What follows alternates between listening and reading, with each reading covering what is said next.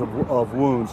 What we'll do is we'll wait for the school to be cleared. We'll go on to the next phase. I know this is critically important to release information to Broward County, and we will keep you up to date. But for right now, there's no more information to impart. Can you talk about where the shooter was he inside the school? We've heard, and I know there's a lot of rumors that at one point there were firecrackers, and then it was a drive-by with the shooter inside the school. He was outside and inside at varying times. He certainly was inside. Thank you. In terms of those dead, have their families been notified?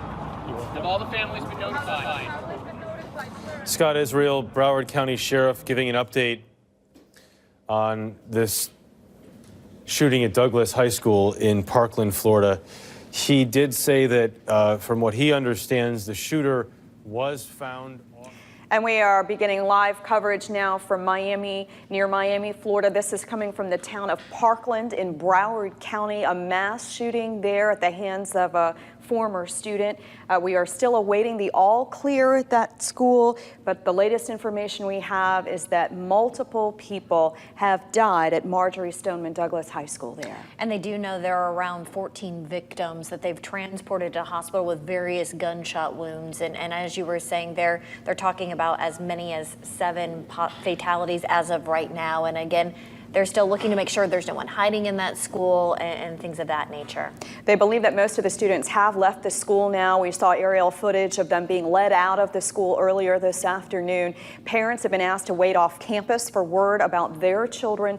But as you can see, students here being loaded into ambulances and escorted out of the school. The sheriff says at this point they will be looking to their SWAT teams to go back into the school to make sure that there are no students hiding. So as you can see, a terrifying afternoon this afternoon in Broward County, and we'll continue to have team coverage throughout the next hour and a half as we learn more about the young man who went into this school and opened fire.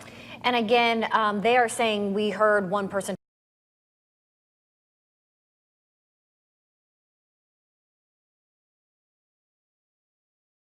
School superintendent.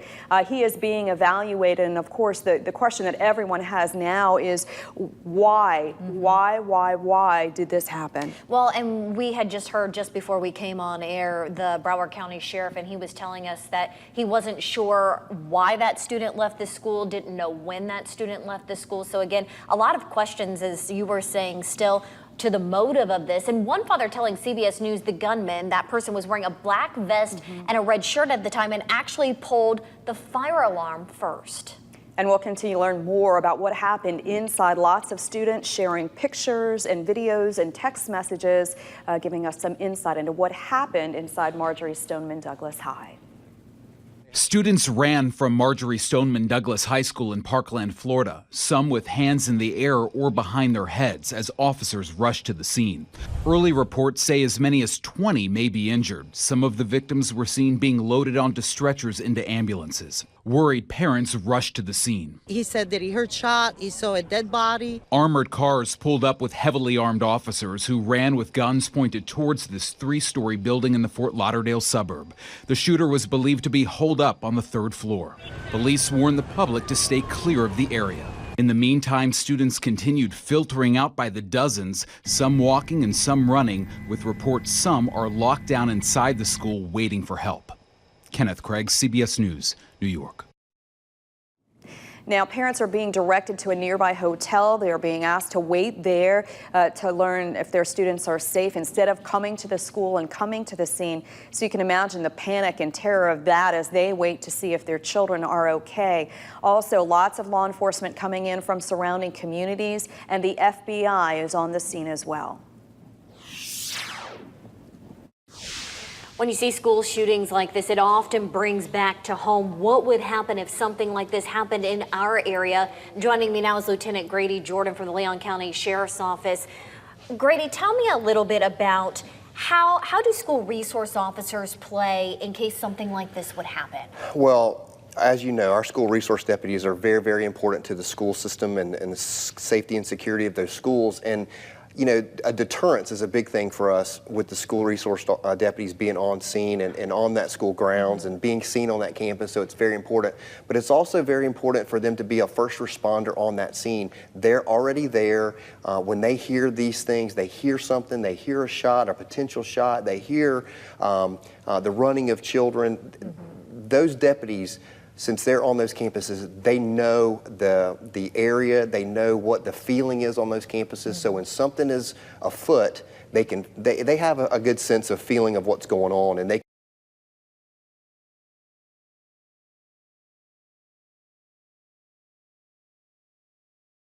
radio, they all go to that scene, and they have all been trained the same way, so they can all link up together. TPD is trained in it as well as FDLE. Any of the sworn people around this area are all trained in what we call MACTAC. And so when a situation like this occurs, it doesn't matter what uniform you have on. It doesn't matter what radio system you got. We're all talking on the same radio. They can link up together and go and address that situation as quickly as possible. So if parents are seeing these images tonight and worried, what would you tell them regarding, our schools and the surrounding areas? I would say that our deputies are on those campuses, and these children are our #1 priority. And whatever happens on those campuses, we're going to be there to address it as quickly as possible to keep those children safe, because that is our goal. All right, thank you so much. Thank you, Lieutenant Grady Jordan with the Leon County Sheriff's Office. Thank you both. And we continue to cover a deadly shooting at Marjory Stoneman Douglas High School in Broward County this afternoon. It is the deadliest shooting in that school's history. Both the sheriff and superintendent confirming multiple fatalities. They're not telling us exactly how many right now, but the superintendent speaking to the media just a few minutes ago, Joan Murray, was there. She breaks down what he had to say about this tragedy. Is a teacher. We have heard that unconfirmed, that one of the casualties could possibly be a teacher. He did say, though, more than one casualty here, and what a sad day.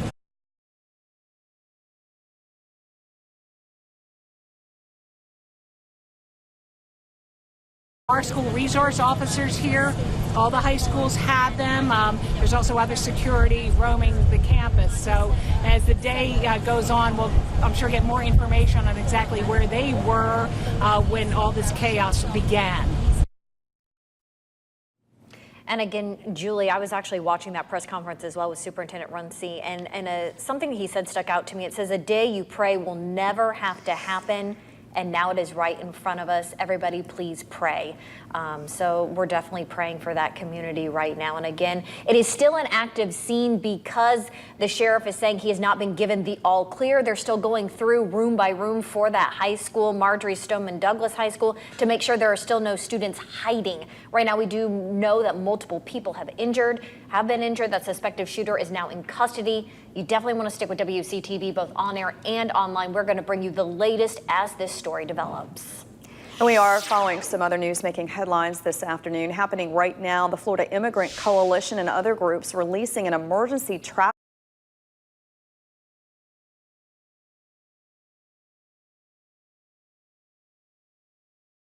wasn't open to the public, but both politicians airing it live on their Facebook pages. Now, guys, it was heated from the start, with both sides taking some pretty tough jabs at each other.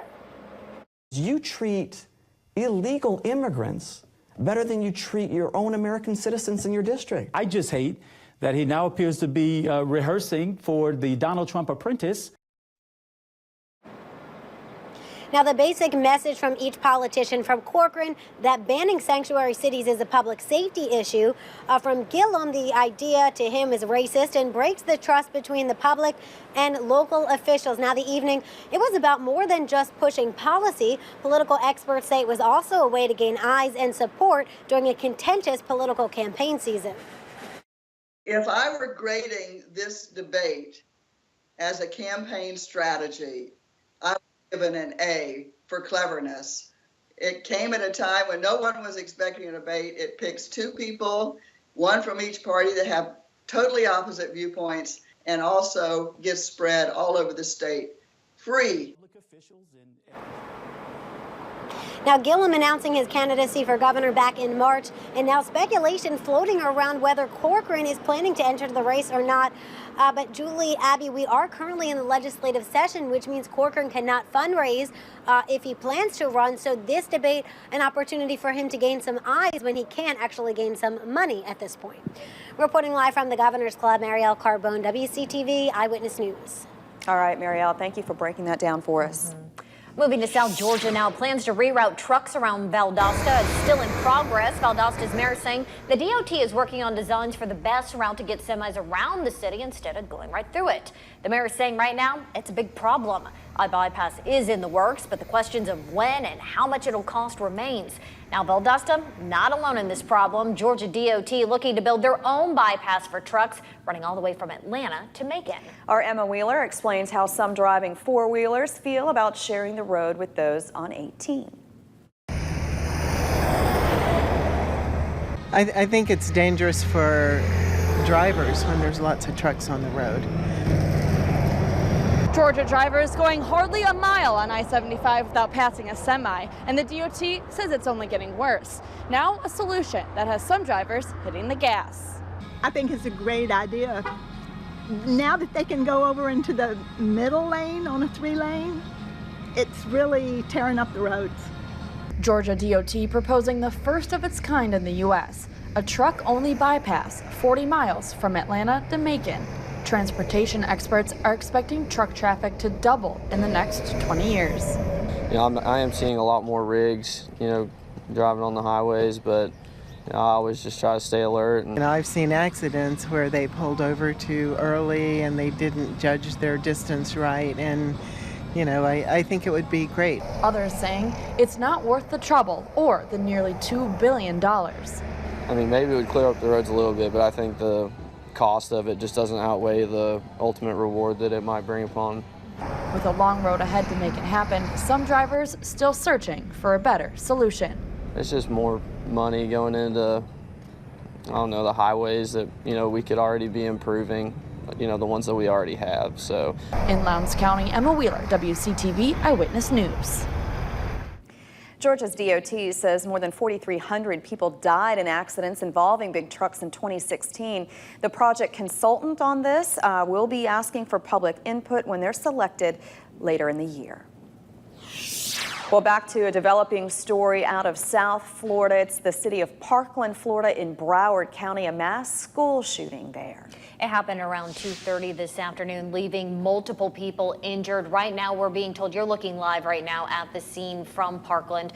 It's happened at Marjorie Stoneman Douglas High School around 2:30 again. At last check, 14 people being transported to the hospital.